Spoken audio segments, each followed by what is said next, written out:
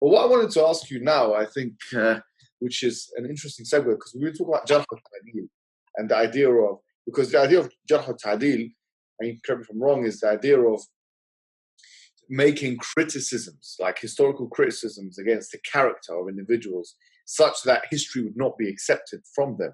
And it was done for, or on the other hand, Ta'dil is actually saying that the just nature of this individual, the fit nature of them, to be able to transmit history.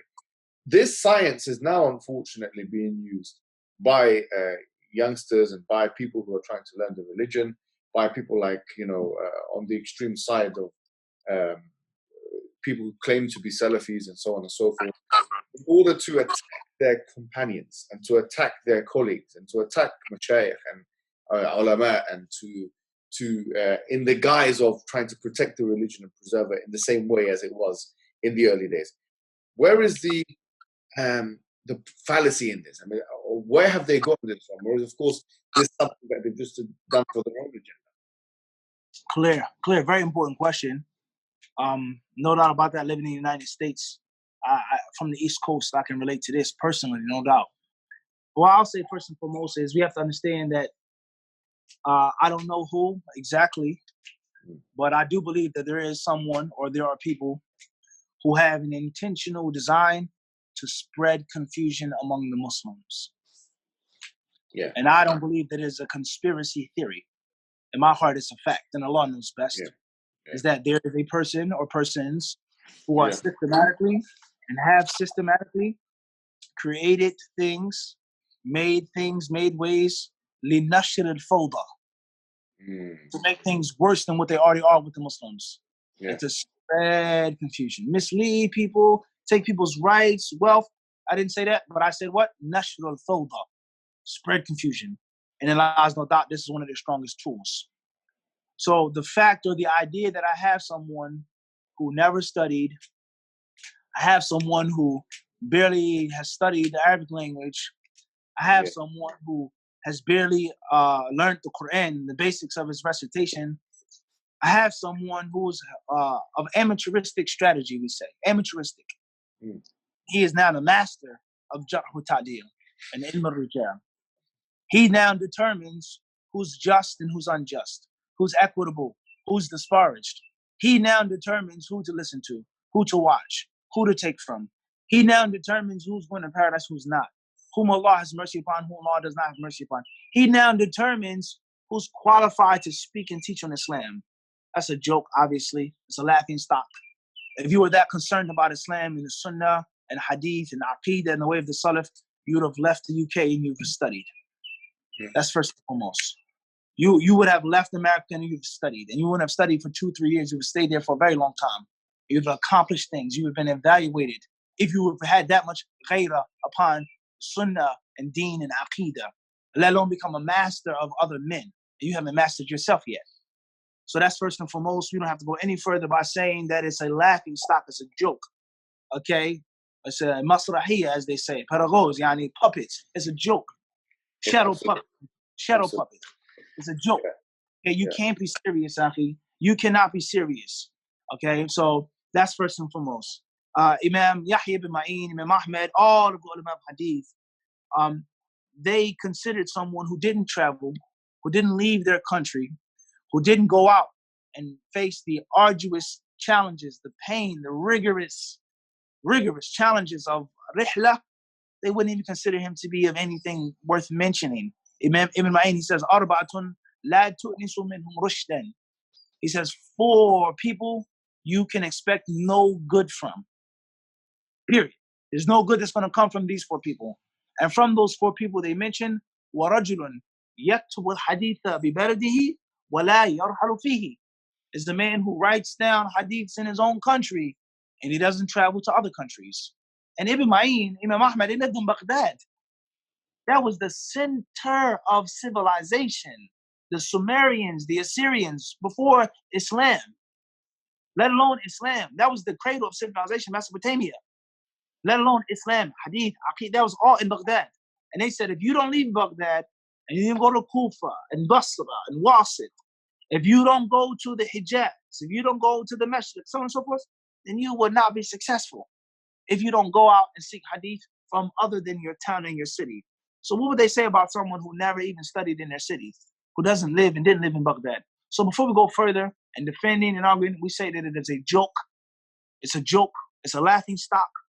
You're not a student of knowledge, let alone an imam, let alone an alim, let alone someone who's qualified to speak about the honor of other people and the integrity of other people. So I would say that it stops there. If you have not studied, you have not traveled, you haven't went anywhere for years out of your life systematically, keep silent. Don't talk about ilm hadith.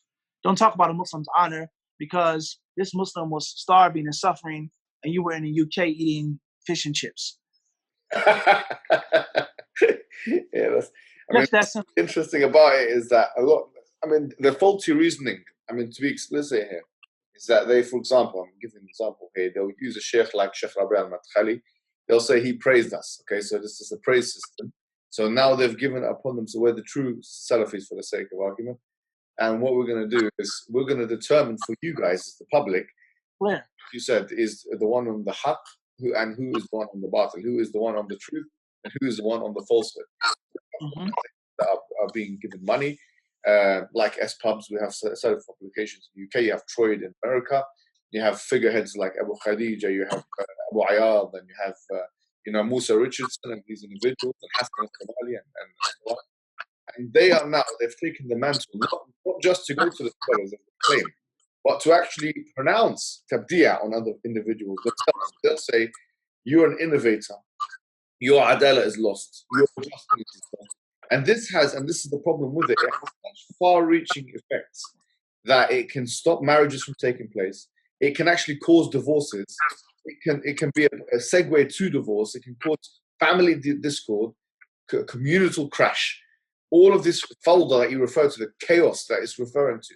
And it's obviously stopping people from listening and benefiting from individuals who are trying to call to Islam, who are not part of their own cult or their own group or whatever it is.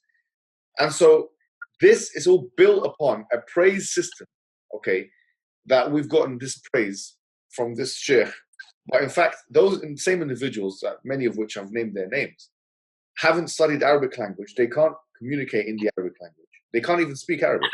They can't read the Quran. Abu Khadija cannot read the Quran. He cannot read the actual Quran. And Abu Ayad can't speak in a conversational Arabic way.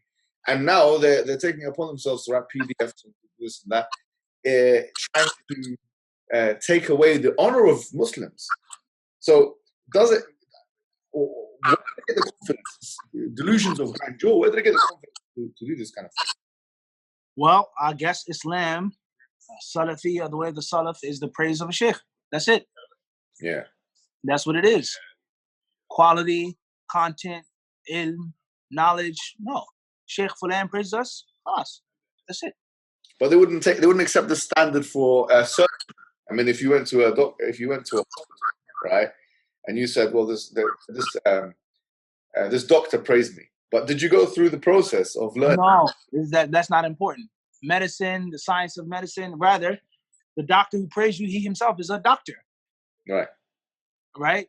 He's legitimized through what? Through being a what? A doctor. Yeah. Okay, he studied, right? So I think that's the best way of looking at it is that is the way of the Salaf al-Salih. Is it just the supposed praise of one scholar? Right. If that's what Islam is and the Sunnah and the way of the Salaf, Imam Ahmad, if that's what it is, then there's no discussion between us and them. If that's what you think and feel, then there's nothing to talk about. And if that's not the case, then I think you should sit down and reinvestigate your theory now. We are upon guidance because Sheikh Fulan spoke of us. He spoke well of us. And because he was praised by this alim, and then this alim was praised by that alim, now it trickles down to the UK, and we're now the masters of ilm al-rijal, supposedly, jarh wa ta'dil, supposedly, and we can push out who we want and pull in who we want. If that's what you honestly think and feel, there lies no doubt you're living in a great state of illusion and delusion. Okay, to think that that's how it works. All right, and there's so many different ways of looking at the fallacy of this. But once again, if 20 years of study, 15 years of study, scholastic achievements, if all of them are ignored and disdained because of one general vague praise of one item, then I would say, tafaddal. Go ahead. You can't argue with that, can you? It's nothing to say. If that's what you consider the way of guidance, Imam Ahmed, Ilm al-Rijal, Bukhari, Imam Muslim, Imam Tirmidhi, Imam Abu Dawood, if they consider one general vague ta'deel of one item to be enough for a narrative, tafaddal. Go ahead, you got it. I mean, it cheapens the enterprise, doesn't it? I mean, it cheapens the entire enterprise for them to think that a single praise, a good word. Well, I think that it's extremely disrespectful to knowledge. That's right. And I think that the people who claim to love knowledge and love the scholars, they themselves are extremely disrespectful to the scholars. Extremely disrespectful from so many different aspects. And from those aspects are someone of no type of scholastic background to be attached to someone of a scholastic background. How is this your representative in the West? Right. It's shameful. And I'm not saying this to disrespect any scholar. And I'm not saying this to speak bad of any scholar. But this is a reality. It's a harsh reality. Yes, how is this person your deputy, your representative, and this person has not made any formal studies in Islam? I myself, my humble knowledge, 60 years old almost, and he doesn't know how to read the. I don't comprehend that. I don't comprehend that. Yeah. And how someone who's the least achieved scholastically to be the leader. I don't understand that. What I find really, I mean, I wouldn't, if I had a marital problem, I wouldn't take. I wouldn't do it like, as someone who can't read the Quran. I mean, I would find it very scary to find that this is the least, to say the least. Yeah. Say the least. There's so many different problems with that whole entire argument and premise. But what I'm doing right now is focusing on, have we imitated those people? The Prophet ﷺ says, وَمَن تَشَبَّهَ بِقَوْمٍ فَهُوَ مِنْهُمْ. And most people, they understand the hadith in a negative sense. Whoever imitates the people, he's from them, good and bad. So are we actually copying and imitating Imam Ahmed, Ibn al-Madini, Sufyan al-Thawri? Are we being like them? They sought knowledge. How can a person claim to love the Salaf al-Salih and he is opposed to the foundation of the Salaf al-Salih, which is ilm, which is talab, which is rihla? And how can any scholar approve and allow this person to bear his name and his legacy in Western countries? And like you said, marriage, divorce, masjids, all types of affairs. It doesn't stop. And which a person has the full monopoly. I determine who gets married, who gets divorced. I determine what masjid opens, what masjid does not open. How can you allow someone who's, I don't want to say anything bad about anyone, but how can you allow someone who has no scholastic achievements represent you? I find that personally extremely problematic. And it's the way they come across, it's the way they reach their conclusions as well. It's for example, I'm not sure if I heard this from you, one of your lectures, that you were saying that when Allah subhanahu wa ta'ala was talking about he didn't put caveats in place. He didn't say anything except this and except that. He says, and hold firm to the rope of Allah and don't become divided. But if I came on, or yourself, we came on right now and we said, let's hold, all the Muslims should hold on to the rope of Allah and not be divided. You can expect resistance from this group. Immediate resistance. And one of the reasons behind that is, and Allah knows best. Yes, how does that work? The unification of the Muslims, the strength of the Muslims is not the objective. Yeah. Rather, the objective is to weaken the Muslims and to make them further separated and to spread further chaos. Do you think, is there a parallel there? Like, this might sound conspiratorial, but the American government's bid to try and, well, some argue, put black people all in one community and equip them with weapons to kind of and create these kind of gang violences, black on black crime and all that kind of thing. Divide and conquer. Let them all kill themselves, kind of thing. Let them destroy themselves. Is there a parallel between that approach and this approach with these? There are no accidents. There are no coincidences. There lies no doubt about that. There are no accidents and there are no coincidences. Where did these things come from? Who supports them? And like you just said, that is the backbone of their legitimacy. Sheikh Fulan has praised us. Why did he praise you? Yeah. And what was the extent of his praise? And what was the detail of his praise? And does his praise override other things from Quran, from Sunnah, from Hadith, from consensus, or other scholars disparaging you? So why? Just ask ourselves, and what has happened? Like what is Wasi Allah al-Abbas. What is the, there are many, there are many. Before and after, there are many. Yeah. And the point is not to pit scholar against scholar. That's what they do. That's not the point. The point is that what is the fruit and the result? Yeah. What's the fruit and the result? And very important point is that who is being refuted? Who's being attacked? People of clear innovations, clear misguidance, clear kufr? Are those the people, or are there others? So I have no doubt in my heart, and Allah knows best, is that there are people who don't want good for the ummah.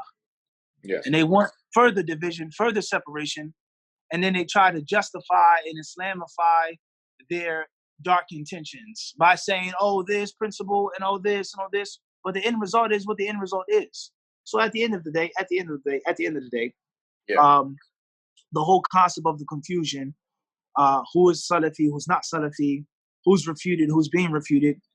Sheikh Fulan praised us. Sheikh Fulan spoke against this one, so on and so forth. In general and brief, it's all a big game. It's a big game. Okay, it's a big game. And over the last 20, 25 years, we've seen the results of that game. Yeah. If a person actually is trying to follow the way of the Salaf al-Salih and trying to be Salafi and trying to follow the tradition of Hadith, then nothing would stop him or her from doing that. Bottom line. That is the bottom line. To call someone, you're not a Salafi because you said this, you're not a Salafi because you did this, and you're deviant, okay, no problem. You're not a Salafi and you're deviant as well because you oppose the Salaf. You didn't travel to seek ilm. You didn't study. You didn't go anywhere. You didn't learn anything. Al-ilmu qabla al-qawli wal-amal. That's the first thing I learned in Surah Thalatha. Where is your systematic knowledge? Where's your formal Islamic education? If you love the Salaf so much, how have you not imitated and copied them and emulated them in their relentless talab of ilm? So let's answer that question first. Let's put that on the table first. Once we do that, everything else becomes easier. And that's because you're not qualified to speak on this issue. You're not qualified to talk about this scholastic science. You have no formal education. We don't want your worthless PDF. We don't want that. We don't want that. You understand? Anyone can write a PDF. Anyone can cut and paste. 10 people can sit in a room and put together an article. Show us where you have followed the way of Imam Ahmed and Bukhari and sought systematic ilm. Once you do that, then we can talk and we can discuss. That's what I would say. The concept of, I've got a question for you about التعاون على البر والتقوى.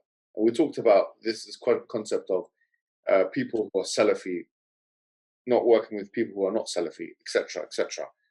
Where do you stand on this matter? Like, what do you see it problematic, for example, if there is an enterprise, whether it's, let's say, a dawah enterprise or a charity enterprise or whatever it is, a project that is to be done, and Muslims from different denominations, if there's a common good, like a maslahah, overriding maslahah, a common interest for all of those Muslims, that they would work together on, even though, for example, you might have Sufi and Salafi, let's say for the sake of argument. Would you say that so long as one is not, we're not unifying upon aqaid, or we're not unifying upon creedal positions, but so long as one is able to freely distinguish themselves by identity, that in some contexts this wouldn't be a problem? Or would you take the hard line position of those individuals that say that it's impossible? I would say that we don't cooperate with anyone unless they're on exactly what we're upon. If they want guidance, they'll come to us. If they want the truth, they'll come to us. It is absolutely haram to go to them, to speak to them, to teach them. You can't do anything in your community, your country, your state. Anyone else that is outside of our gates is a deviant. They're going to the fire of hell, and Allah is angry with them. We are guided. We have the knowledge. These are the scholars that we take from. And the other people that oppose us, they are partisans. They have party partisanship with them, Hizbiyya. Even though we say only us, only me, and the whole entire UK, only these, and the whole Arabia, only these, only. And we are not to do any cooperation with anyone unless they are 101% absolutely eye to eye on what we're doing. That's my creed. And that is the way that the Muslims will unify. And that is the way that the Muslims will stand against their enemies. And that is the way that the Muslims will bring honor and dignity to the name of Islam, and the word of Allah will be the highest in the land through this ideology and through this practice. That's my belief on that. I don't know if you're being, whether that was sarcasm or whether it is. Of course, if a masjid invites me, I've studied in Medina.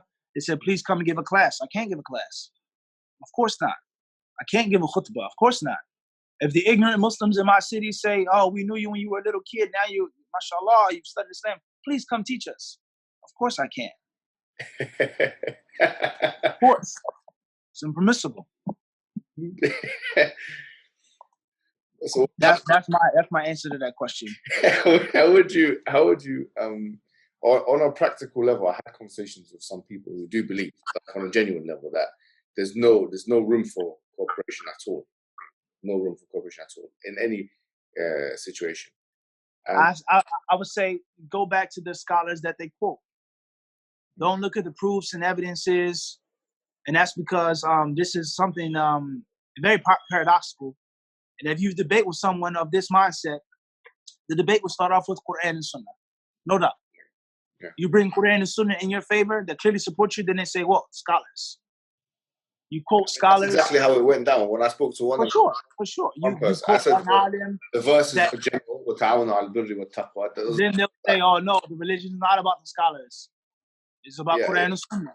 You go back to Quran and Sunnah and say, well, who from the way the discussion went with me and one of them was that I just said, ta'awanu al birri wa taqwa is a general verse, and unless you get something which is that's takhsis or specify it, then we have to go with the generality. And what they did was they did a hadith of you can't allow the game to go that far. It's a joke. It's a game. Yeah. Once more.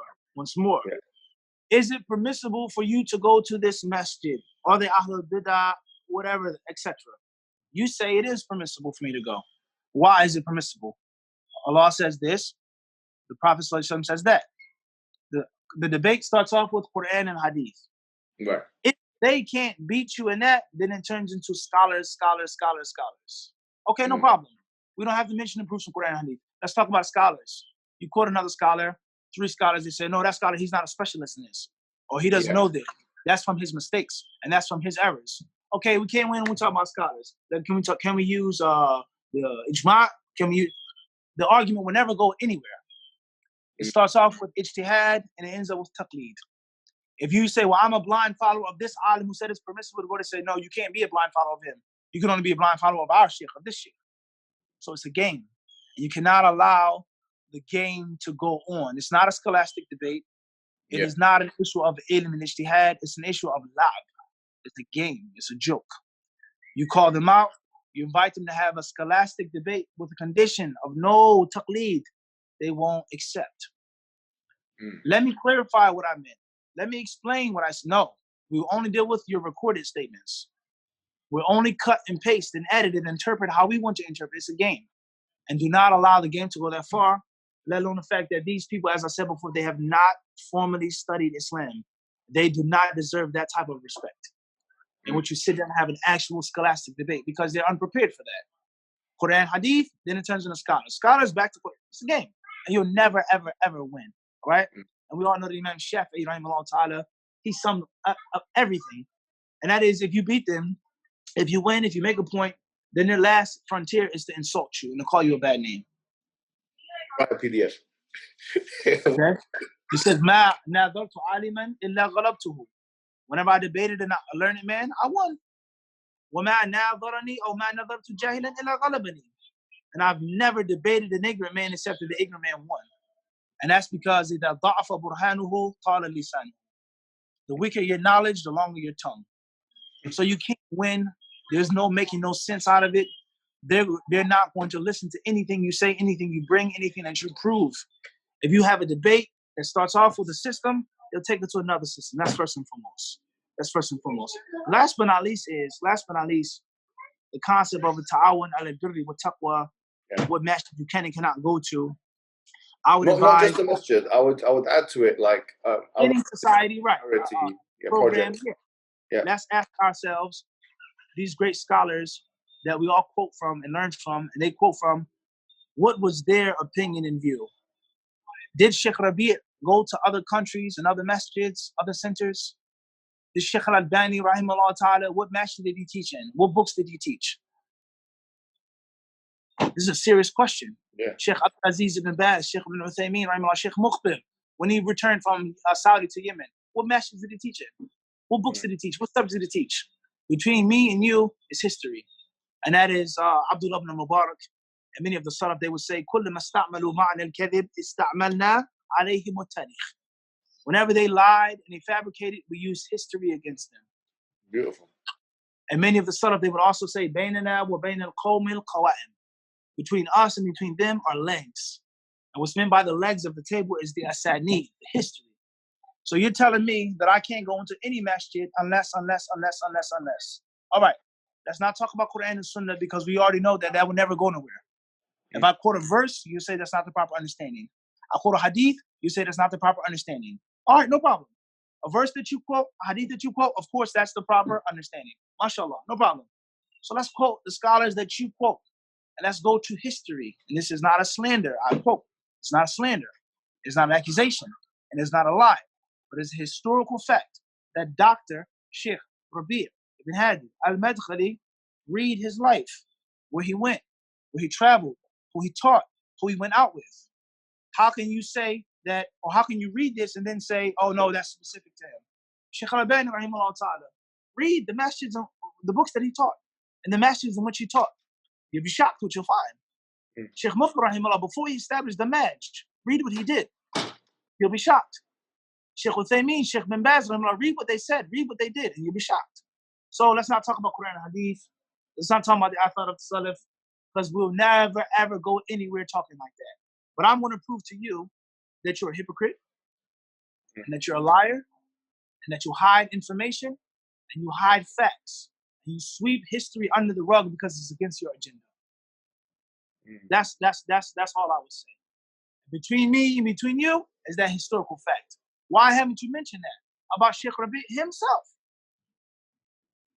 Yeah, I mean, I've seen Sheikh Fawzan and stuff appear on all kinds of shows and all kinds of programs. And I mean, just last year they had like a king's meeting with people from all kinds of denominations. I think some Shi'is were there, in fact, as well. And they were all Sufis. They were all taking pictures together.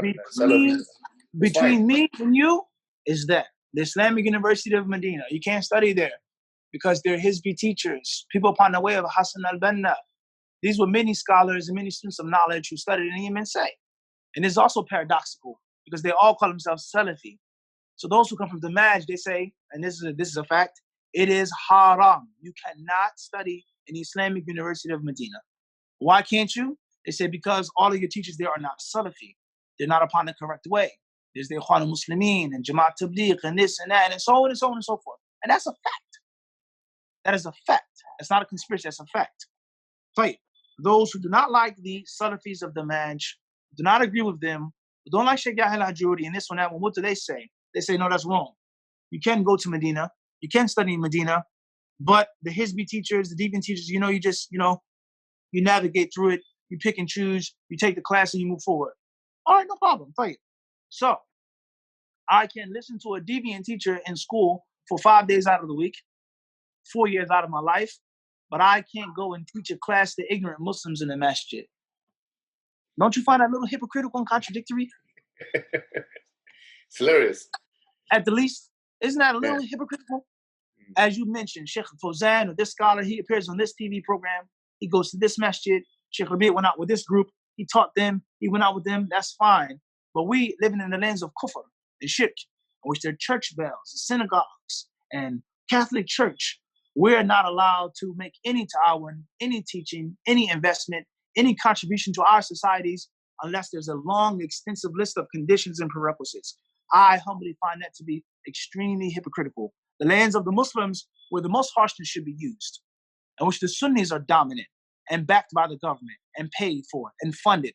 They have the ability to say, no, you can't come here. No, we're not going there. No, we're not speaking there. And for argument's sake, if we had to go and do something which was wrong, for argument's sake, due to the necessity of the lands of kufr in which we live, let alone the fact that these Muslims in this masjid, they're ignorant. They don't have no formal way. They're cab drivers. They're immigrants. They're people who came home from jail. They need people to teach them, to educate them, and give them the basics of Islam. And you tell me that I cannot go there, but Sheikh Fulan could, and Sheikh Fulan did. I don't see any consistency in your argument. Rather, I find the rules to be extremely hypocritical. And until you establish the consistency and the parallel, until you attack that and speak out against that munkar and that evil, don't say nothing about the UK and America, lands of kufr and shirk. Because you're not being honest. You're not being honest. And like I said, these are a few examples, and this is not a slander against any scholar. It's historical facts. Historical facts. Read the biography of Sheikh Albani, Sheikh Muqbil, Sheikh Rabi'. Read where they went and what they did and what matches they went into and what they did to establish what they had to establish. Read about it. Don't take it from me. But we know for sure that they're not going to mention that. Right. They have no scholastic integrity because it's a joke. It's a game.